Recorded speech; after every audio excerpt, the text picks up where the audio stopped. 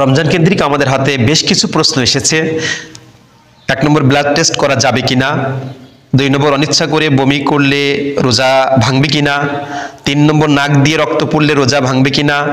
4 নম্বর, দাঁত ফেললে রোজা ভেঙে যাবে কিনা। 5 নম্বর, ইনজেকশন পুশ করা যাবে কিনা।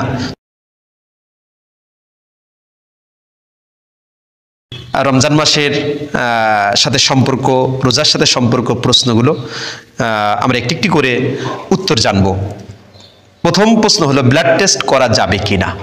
প্রিয় ভাইরা, রমজানে রোজা রেখে ব্লাড টেস্ট করা যাবে, এতে রোজার কোনো ক্ষতি হবে না।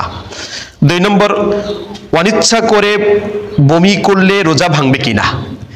অনিচ্ছাকৃতভাবে বমি আসলে বমির পরিমাণ যত বেশি হোক না কেন রোজা ভাঙবে না, তবে ইচ্ছাকৃতভাবে বমি করলে রোজা ভেঙে যাবে। 3 নম্বর প্রশ্ন, নাক দিয়ে রক্ত পড়লে রোজা ভাঙবে কিনা। নাক দিয়ে রক্ত পড়লে রোজা ভাঙবে না, রোজার কোনো ক্ষতি হবে না। আমাদের অনেকের নাসা রোগ থাকে, নাসা রোগের জন্য যদি রক্ত পড়ে নাক দিয়ে, এটা দ্বারা রোজা ভাঙবে না। 4 নম্বর, দাঁত ফেললে রোজা ভাঙে কিনা। রোজা রাখা অবস্থায় আমাদের অনেকের দাঁতের সমস্যা থাকে, থাকলে রোজা রেখেছে, তারপরে জরুরি তার দাঁতটা উঠানো লাগতেছে, এক্ষেত্রে দাঁত উঠাতে যেয়ে যদি রক্ত বের হয়, রক্ত পড়ে, এটা দ্বারা রোজা ভাঙবে না। ইনজেকশন পুশ করা যাবে কিনা। খুব চমৎকার একটি প্রশ্ন। ইনজেকশন পুশ করা যাবে যদি সেটা এনার্জেটিক ইনজেকশন না হয়। যে ইনজেকশনগুলো পেইন ইনজেকশন, অ্যান্টিবায়োটিক ইনজেকশন, এগুলো পুশ করা যাবে, এগুলো পুশ করলে রোজার কোনো ক্ষতি হবে না। তবে যে ইনজেকশনে আপনার শরীরে শক্তি যোগাবে, অনেক ইনজেকশন আছে যে ইনজেকশনগুলো পুশ করলে 3 দিন 4 দিন ক্ষুধা লাগে না, এরকম ইনজেকশন পুশ করলে রোজা হবে না।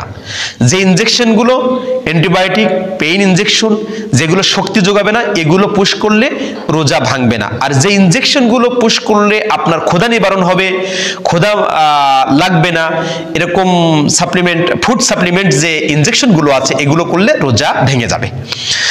ইনহেলার নেওয়া যাবে কিনা।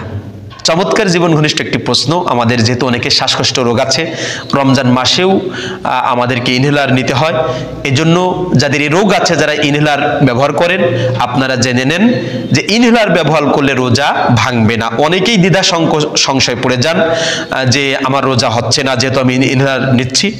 আবার অনেকেই না জেনে বলে দেন যে না, ইনহেলার নিলে রোজা হবে না। না, শরীয়ত যেটা বলছে, ইনহেলার নিলে রোজা ভাঙবে না, রোজার কোনো ক্ষতি হবে না।